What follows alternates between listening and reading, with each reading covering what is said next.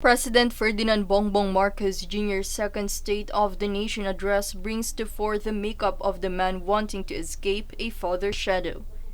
For some of his priorities hark back to his late father's legacies: agriculture, economy, infrastructure development at political stability, but formulas and personalities of years appear to be hindering what is needed in today's post-pandemic challenges.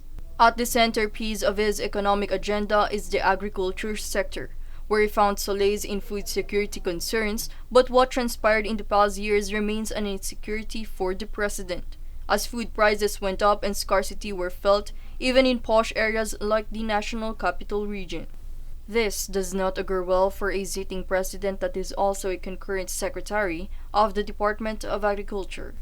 To what basis or fact lies in his Sona about the sector he leads is indeed an empty data for a nation yearning to escape food insecurity.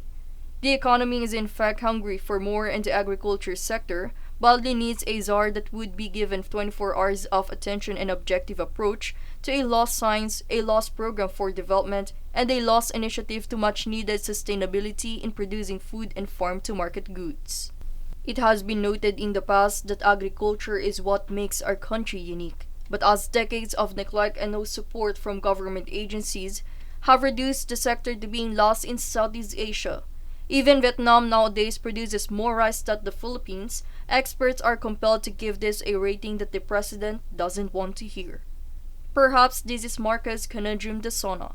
For what is an economy without food security, and what is food security without political stability, and vice versa?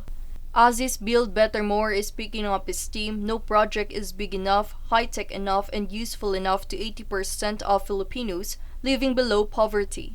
This time of the year though, the president wishes that his priorities and outcome are comparable to that of his late father. That is usually the problem for a son walking the footsteps of his father, but what is happening to the daughter that is following the same footsteps? As President Bongbong Marcos appointed the former president's daughter to the helm of the education sector, Sara Duterte herself still have to make considerable strides in the education sector.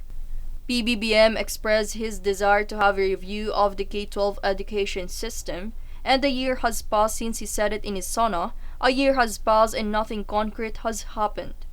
Except for the reinstatement of the Reserve Officers Training Corps in the curriculum, people are still clamoring for more classrooms, proper books, the retelling of our history in all its truths, and a review to go back to the month of June for the opening of classes now that the pandemic is long gone.